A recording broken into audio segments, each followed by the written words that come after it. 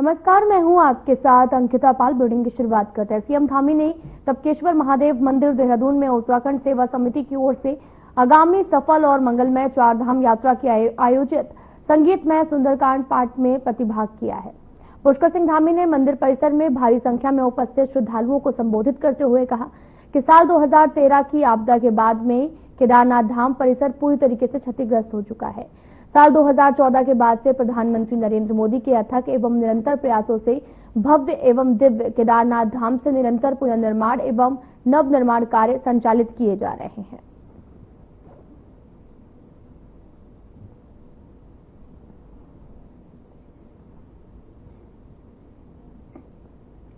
बीते पिछली रात सीएम पुष्कर सिंह धामी ने एक कार्यक्रम के दौरान कहा था कि प्रदेश में जो भी विभाजन और हिंदू मुस्लिम करेगा उसको बख्शा नहीं जाएगा।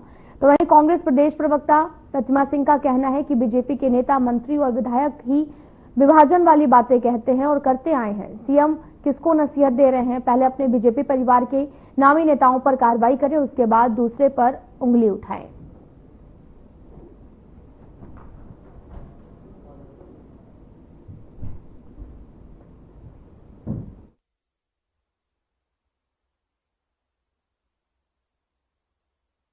जिस तरीके की बातें उन्होंने कल मंच से कही, तो सबसे पहले तो उनको अपने घर को देखने की आवश्यकता है, क्योंकि समाज को विभाजित करने का जो कार्य है वो शुरू कहां से हुआ? वो भारतीय जनता पार्टी के विधायक के द्वारा, मंत्री के द्वारा सदन से शुरू हुआ कि आपने जाति के तर्ज पर, समुदाय के तर्ज पर लोगों को बांटने का जो है कार्य किया। अब धामी जी वो गुनहगार जो उनके घर में मौजूद हैं, उसके लिए वो दुनिया में तलाश कर रहे हैं, ये मुझे लगता है सही नहीं है। जिलाधिकारी सविन बंसल के समक्ष जनता दर्शन में कई फरियादियों की शिकायतों का तुरंत समाधान किया गया है। बाकी समस्याओं का समय पर निपटारा करने के अधिकारियों को निर्देश दिए गए हैं। एक मां के आंसुओं को देखकर डीएम खुद भी भावुक हो गए हैं। उन्होंने बेटी की उच्च शिक्षा के लिए उन्होंने तुरंत अधिकारियों को निर्देश दिया कि नंदा सुनंदा योजना के तहत उनकी बेटी को MCA की पढ़ाई और साथ ही एक अच्छे शैक्षणिक संस्थान में प्रवेश दिलाने की प्रक्रिया शुरू की जाए।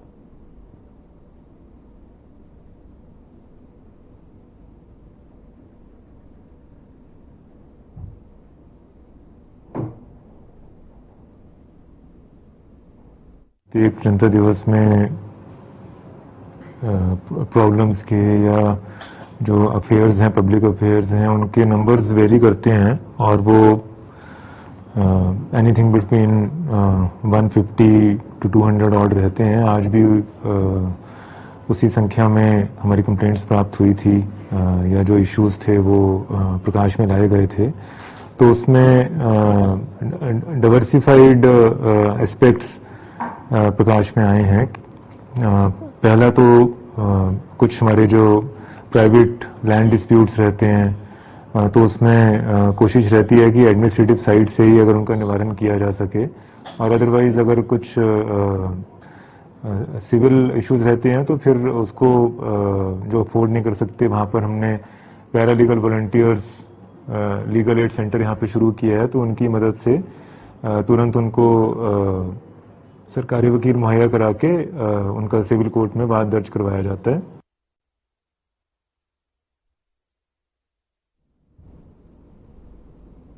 उधम सिंह नगर के गदरपुर में 4 साल की बच्ची की स्कूल बस में उतरते समय बस की पिछले टायर की चपेट में आने से मौत हो गई है। बताया यह भी जा रहा कि 3 दिन पहले ही बच्ची का एडमिशन हुआ था। परिवार में मातम छाया है। इसके बाद बस ड्राइवर कंडक्टर पर कार्रवाई की मांग की जा रही है। सवाल पर शिक्षा मंत्री धन सिंह रावत ने कहा कि परिवहन विभाग और जिला प्रशासन से इस बारे में बात की जाएगी।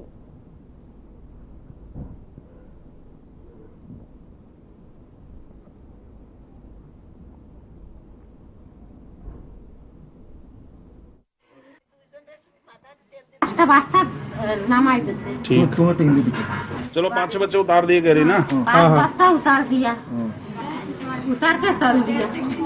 मैंने बोला ओ भूषण मेरा बच्चा कहाँ है, मेरा मिष्टी कहाँ है? फिर वही हम बोलते रहे, ओ भूषण मेरा मिष्टी कहाँ है? फिर बस्ता देखा तो ऐसे ऐसे चिल्ला कर फेंक दिया किसी ने। बस के आगे आया था, पीछे आया था? पीछे दरवाजे से पीछे फेंक दिया। कि वो परिवहन विभाग से मैं भी कहूंगा और जिला प्रशासन को भी, क्योंकि हमको थोड़ा सी जितने भी बसें हैं उनके लिए कोई सिस्टम तो बनाना पड़ेगा ताकि किसी बच्चे को कोई हादसा न हो। और निश्चित रूप से इसका भी हमने संज्ञान लिया है। आज पार्टी का स्थापना दिवस है और पूरे देश में पार्टी धूमधाम से अपना स्थापना दिवस मना रही है। आज 46वां हमारा स्थापना दिवस है।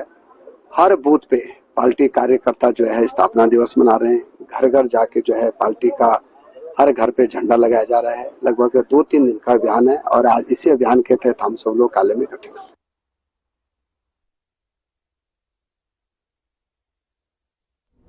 कांग्रेस विधायक मदन बिष्ट एक बार फिर से चर्चाओं में हैं। इस बार वो अलग तेवर में नजर आए। मदन बिष्ट का एक बयान सामने आया जिस पर कांग्रेस को सफाई देनी पड़ी है। अमूमन अपने सत्ता पक्ष के नेताओं या फिर मुख्यमंत्री या फिर मंत्रियों के पक्ष में जिंदाबाद के नारे लगाते हुए अपने विपक्षियों को कभी नहीं देखा होगा, लेकिन कांग्रेस विधायक मदन सिंह बिष्ट ने मुख्यमंत्री जिंदाबाद के नारे लगा दिए हैं। मदन बिष्ट ने 6 सूत्री मांग पत्र लिखकर सीएम पुष्कर सिंह धामी को सौंपा था। सीएम धामी ने भी बिना उस नंबर पर विचार किए कार्यक्रम से भी सभी योजनाओं की घोषणा कर दी है। इससे खुश होकर मदन बिष्ट ने भी माइक संभाला और सीएम धामी जिंदाबाद के नारे लगाए।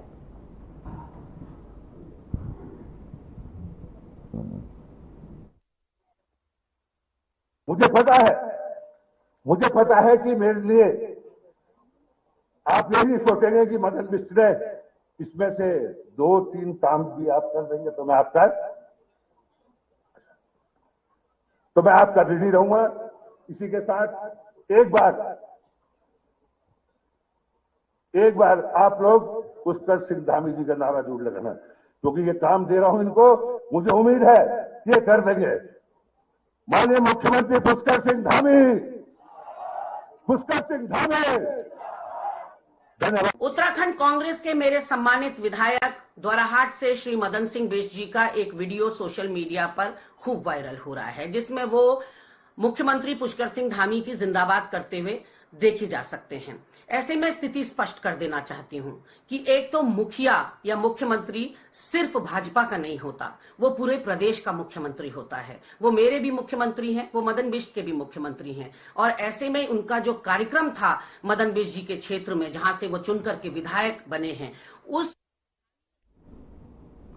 जनपद पौड़ी के राज्य राजमार्ग 32 पौड़ी क्षेत्र कलजीखाल ब्लॉक क्षेत्र कासखेत बाजार में असगढ़ बड़कोट बराली सड़क मार्ग पर चल रहे डामरीकरण के कार्य की गुणवत्ता पर ग्रामीणों ने सवाल खड़े किए हैं।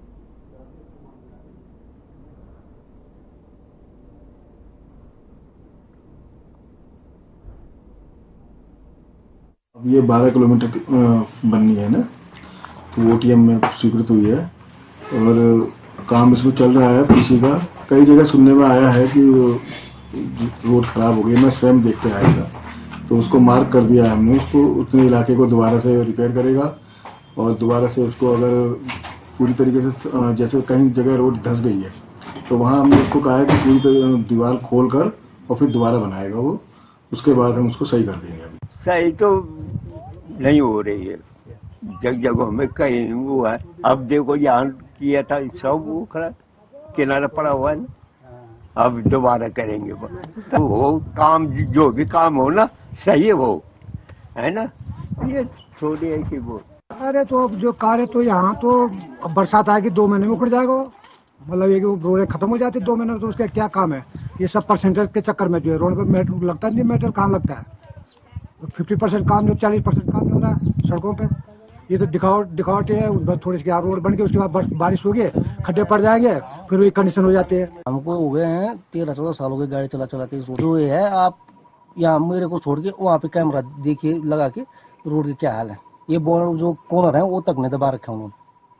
तो सरकार का पैसा है, उसका हमको ऐसा वो नहीं है, लेकिन जब सरकार पैसा दे रही है तो कम से कम उसका सदुपयोग होना चाहिए इस रोड पे, चाहे कहीं भी होता है। पैसा तो सरकार दे रही है, ये तो क्या फायदा उसमें। इस कवर देखना आप आगे जाके, इस कवर खत्म हो रखे हैं, ढह रखे हों, वैसे ही पक्का हो गया हो। पेंटिंग सड़क की तो इसमें ठंडी योजना इन्होंने डाल रखी है, गरम तो हीट इन्होंने जो ये डामरीकरण है ये गरम नहीं डाल रखा है, ठंडा मसाला डाल रखा है। और ये जैसे इसके ऊपर पानी उन्हें गिरता है तो ये उखड़ना चालू हो जाती है। ये तो हमें पसंद नहीं है। PWD की रोड है और इन्होंने इसमें कच्चा माल डाल रखा है। इधर तो बिल्कुल ठीक नहीं है, देख लो कि ये दिखाई दे रहा है बिल्कुल सब उखड़ गई वो पूरी। हाँ सही होना चाहिए ना, ठीक होना चाहिए, जो कुछ साल तक तो टिका रहे।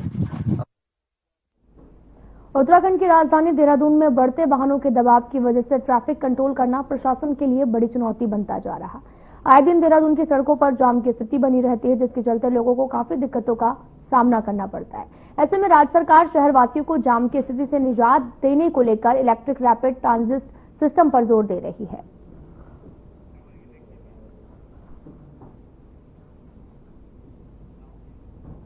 उत्तराखंड भूकंप जोन 4 एवं जोन 5 के अंतर्गत आता है, जिसको लेकर उत्तराखंड आपदा प्रबंधन की तरफ से सीएम ने पहले अर्ली वार्निंग सिस्टम की शुरुआत की है, जिसमें भूदेव ऐप भूकंप आने से पहले अलर्ट करेगा और सचिव आपदा प्रबंधन एवं पुनर्वास विनोद कुमार सुमन ने जानकारी दी।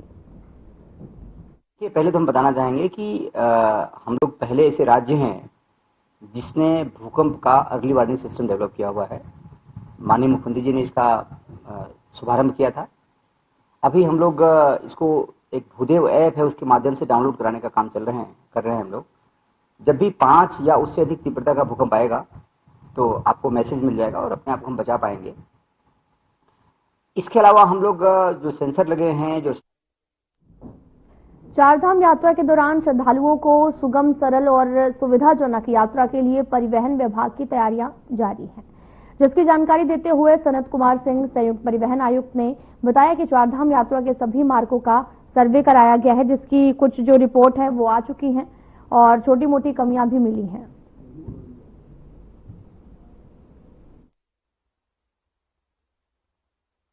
जहां तक सड़क सुरक्षा की बात है, अभी जो चारधाम यात्रा होने वाली है उसमें हमने अपने अधिकारियों से सर्वे के लिए कहा था कि जो चारधाम यात्रा के मार्ग उनका सर्वे कर लें। कुछ रिपोर्ट्स हमारे पास आ गई हैं, कुछ रिपोर्ट्स और आने वाली हैं। उसमें छोटी छोटी कुछ कमियां होती हैं, कुछ बड़ी कमियां होती हैं मार्गों में।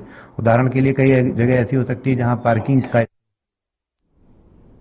उत्तराखंड में चारधाम यात्रा जल्द शुरू होगी और इसे लेकर सरकार ने तैयारियां पूरी कर ली हैं। तो वहीं कांग्रेस प्रवक्ता शीशपाल सिंह बिष्ट का कहना है कि सरकार हर साल यही दावे करती है कि हमारी तैयारियां पूरी हैं, मगर धरातल पर कुछ और नजर आता है। साथ ही उन्होंने ये भी कहा कि सभी सुविधाओं को लेकर श्रद्धालु परेशान रहते हैं।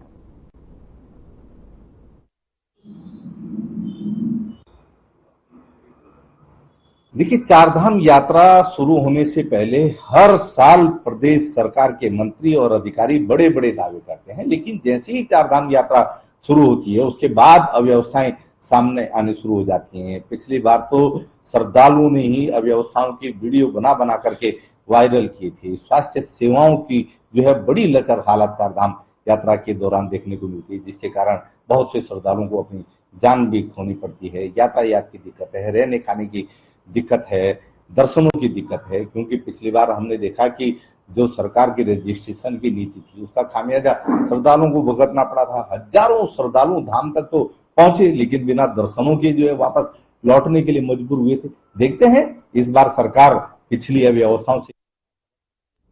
विधानसभा अध्यक्ष ऋतु खंडूरी भूषण ने कोटद्वार बालाजी मंदिर सेवक समिति द्वारा आयोजित सामूहिक विवाह समारोह में पहुंचकर वर वधू को आशीर्वाद दिया है।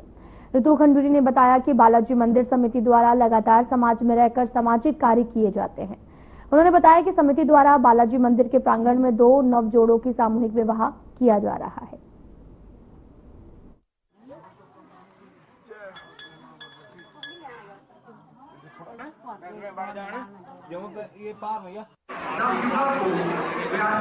श्री बालाजी मंदिर सेवक समिति है, मैं आपको बहुत सारी आपका आभार व्यक्त करती हूँ कि आप इतना सुंदर कार्यक्रम यहाँ पर कर रहे हैं। 2 बेटियों का आपने ब्याह कराने का निर्णय लिया।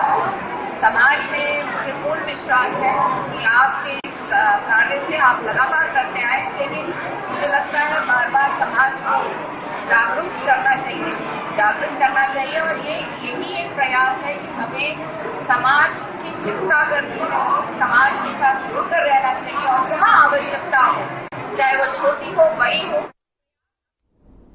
कांग्रेस की विस्तारित कार्य समिति की 2 दिवसीय बैठक और महाअधिवेशन का आगाज आज से अहमदाबाद में होने जा रहा है। इस अधिवेशन में कांग्रेस पार्टी के प्रदेश अध्यक्ष करण महरा, पूर्व मुख्यमंत्री हरीश रावत, नेता प्रतिपक्ष यशपाल आर्य और पूर्व प्रदेश अध्यक्ष गणेश गोदियाल सहित तमाम लोग मौजूद रहे हैं।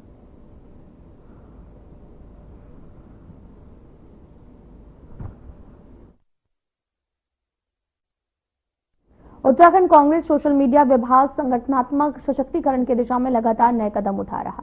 कांग्रेस के सोशल मीडिया की मजबूती के लिए अब प्रदेश स्तरीय समन्वय अनुशासन समिति का गठन किया गया है और ये समिति संगठन के भीतर अनुशासन, पारदर्शिता और समन्वय को बढ़ावा देने के उद्देश्य से कार्य करेगी।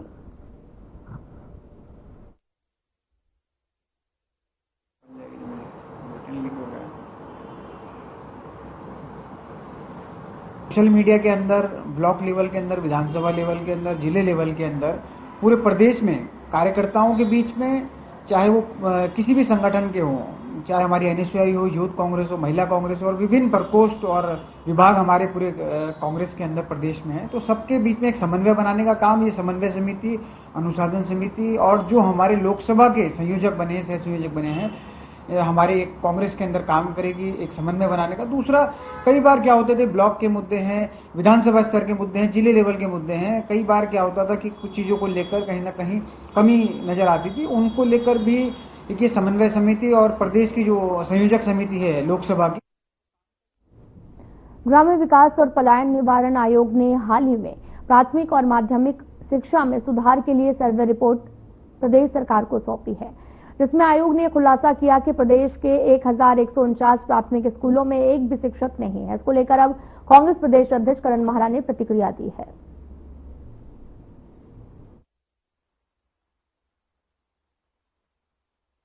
देखिए, हम तो लगातार कह रहे हैं स्वास्थ्य और शिक्षा का भगवान मालिक है। बाकी पूरे प्रदेश में 1100 कुछ उनके शिक्षकों की बात कर रहे हो, जो सबसे ज्यादा आवश्यक है क्लीन इंडिया की बात करने वाले मोदी जी के और धामी जी के शासन में देहरादून के 100 से ज्यादा विद्यालय ऐसे हैं जिस पर शौचालय नहीं है। ये सूचना के अधिकार पर आई हुई जानकारी के आधार पर मैं आपको बता रहा हूँ। तो क्या हालात शिक्षा विभाग के हैं समझा जा सकता है। इनको मदरसों और मजारों से फुर्सत हो। उत्तराखंड सरकार राज्य गोल्डन जुबली 2050 को लेकर रोड मैप तैयार कर रही है, जिसके तहत 25 सालों में राज्य के सामाजिक, आर्थिक और पर्यावरणीय विकास के लिए सुनियोजित प्लान बनाकर उसको लागू किया जाएगा। सेतु आयोग राज्य की गोल्डन जुबली 2050 तक का विजन डॉक्यूमेंट तैयार करेगा। प्रवासी उत्तराखंडियों को भी राज्य के विकास यात्रा से जोड़ने और राज्य में निवेश के लिए प्रेरित किया जाएगा।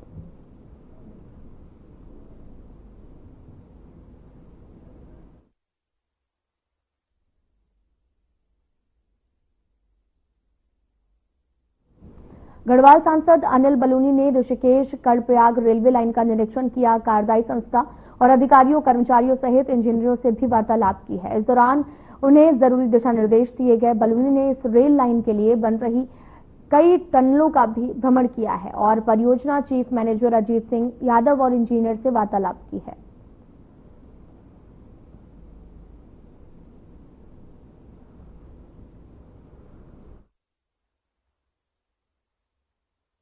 आज ऋषिकेश कर्णप्रयाग रेल मार्ग के जो पूरा प्रोजेक्ट है, इसकी तमाम अधिकारियों के साथ बैठ के समीक्षा की और कई टनलों में जाकर निरीक्षण भी किया। जो वहाँ अधिकारी काम कर रहे हैं, जो हमारे इंजीनियर्स काम कर रहे हैं, जो कर्मचारी काम कर रहे हैं, उनसे भी काफी देर बातचीत की और उनसे भी उनकी बातें, उनकी परेशानियों के बारे में बातचीत की। निश्चित तौर पे जब हम रेल मार्ग की बात करते हैं, ऋषिकेश कर्णप्रयाग रेल मार्ग की बात करते हैं, तो सुनने में ऐसा नहीं लगता, लेकिन जब आप टनलों के अंदर जाओ, जब जहां जिस प्रकार से काम हो रहा है उसको देखो, तब समझ आता है कि इसकी भव्यता और इसकी विशालता को समझ आता है। और निश्चित तौर पे इस पूरे प्रोजेक्ट को जब आप देखते हैं तब लगता है कि वाकई मोदी जी का प्रधानमंत्रित्व काल ही है, जिसमें इतना बड़ा।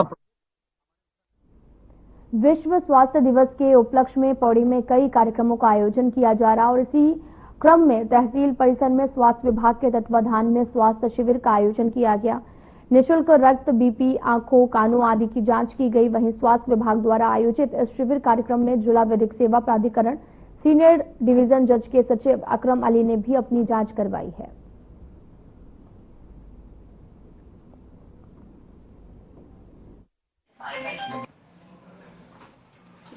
विश्व स्वास्थ्य दिवस के इस महत्वपूर्ण अवसर पर हमारे जनपद पौड़ी गढ़वाल के स्वास्थ्य विभाग की ओर से एक ये स्वास्थ्य आसपास के जनमानस के लिए उनके चेकअप कैंप यहाँ पर ऑर्गेनाइज किया गया है, जिसमें कई प्रकार के यहाँ पर विशेषज्ञ यहाँ पर उपलब्ध हुए हैं, जो कि यहाँ पर आंख के, कान के और ब्लड से संबंधित जितने भी टेस्ट हैं वो सब यहाँ पर कराए जा रहे हैं। और ये बड़े सौभाग्य की बात है कि यहाँ पर हमें भी आने का मौका मिला है और जिला विधिक सेवा प्राधिकरण की तरफ से भी ये यहाँ पर सभी से आग्रह किया गया है कि जितने भी लोग इस आज राष्ट्रीय विश्व स्वास्थ्य दिवस के अवसर पर सभी अपने अपने स्वास्थ्य के प्रति संवेदनशील बन सके और अपने स्वास्थ्य का जो महत्व है उसको जान सके। और स्वास्थ्य विभाग के, जनपद पौड़ी के स्वास्थ्य विभाग की तरफ से और राजस्व विभाग की तरफ से ये जो सहयोग दिया गया है, ये सब आम जनमानस के भलाई के लिए, उनके स्वास्थ्य को और बेहतर करने के लिए यहाँ पर ये कार्य किया। रुद्रप्रयाग जनपद के प्रसिद्ध धार्मिक स्थल कौच पर्वत पर स्थित भगवान कार्तिकेय स्वामी मंदिर में पिछले वर्ष की भांति इस वर्ष भी एक विशेष धार्मिक आयोजन होने जा रहा। 12 मई को मंदिर परिसर में 108 बालमपुरी शंख पूजा और हवन का भव्य आयोजन किया जाएगा।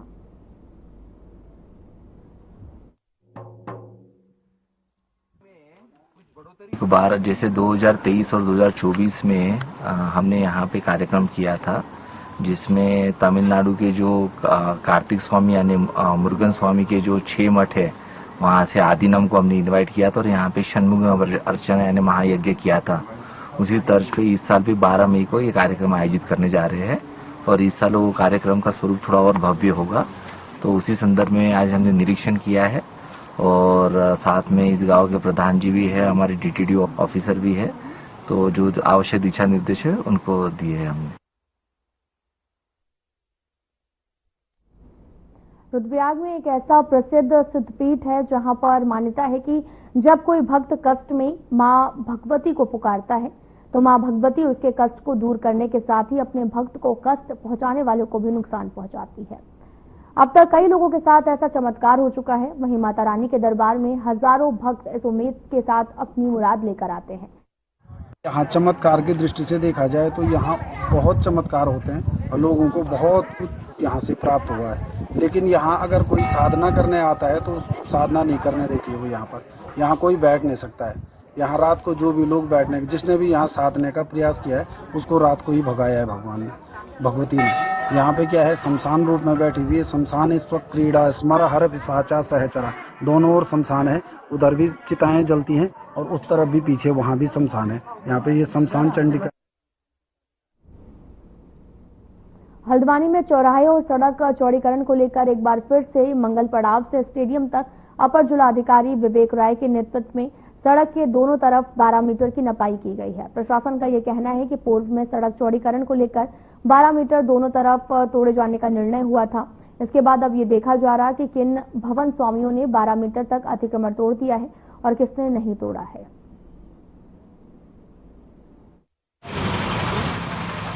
सरस मार्केट से आगे अभी जाम खड़े हैं। यहाँ तक हम लोग टीम के रूप में निरीक्षण कर रहे हैं। हमारे एसडीएम साहब हैं, नगर आयुक्त हैं और पीडब्ल्यूडी से और बिजली विभाग से पूरी टीम है। हम लोग ये देख रहे हैं कि जिस तरीके का निर्णय हुआ था 12 मीटर तोड़ने का, उसमें किन लोगों ने तोड़ दिया है, किन्होंने नहीं शुरू किया है और किन्होंने जो है उस सीमा का पालन नहीं किया है। तो ज्यादातर लोग जो है सीमा के दायरे में है। हल्द्वानी के तरई पूर्वी वन विभाग में वन अग्नि की घटनाओं को लेकर वन विभाग इस बार पहले से तैयारी करने में जुट गया है।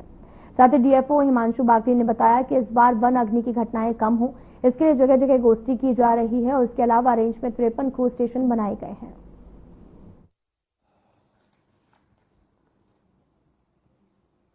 वनाग्नि काल जो है हमारा 15 फरवरी से जो प्रारंभ होता है, तो उसमें पहले वनाग्नि काल प्रारंभ होने से पूर्व और अभी भी जगह जगह पे वनाग्नि गोष्ठियां कराई जा रही है, जिसमें कि लोगों को आग ना लगाने के लिए और लापरवाही ना करने के लिए, जिससे कि वनाग्नि घटना हो सके, लोगों को अवेयर किया जा रहा है। इसके अतिरिक्त चारधाम यात्रा के प्रवेश द्वार ऋषिकेश में अतिक्रमण करने वालों के हौसले बुलंद है। प्रशासन के निर्देश के बावजूद अतिक्रमण करने वाले अपनी हरकतों से बाज नहीं आ रहे। अतिक्रमण की वजह से रेलवे रोड, घाट रोड, क्षेत्र रोड, मुखर्जी चौक सहित कई लोगों को मुश्किलों का सामना करना पड़ा है।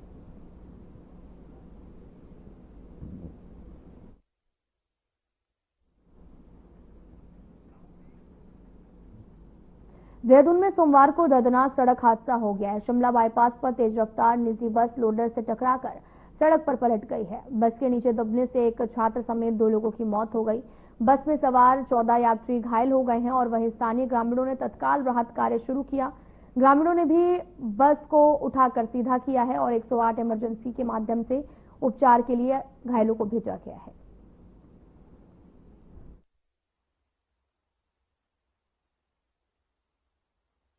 अभी एक दुर्घटना घटित हुई है। यहाँ पे एक मिनी बस और एक इलेक्ट्रिक लोडर के बीच आपस में टक्कर होना प्रतीत हुआ है, जिसमें 14 लोग चोट ज्यादा आई थी, जिन्हें ग्राफी के हॉस्पिटल में।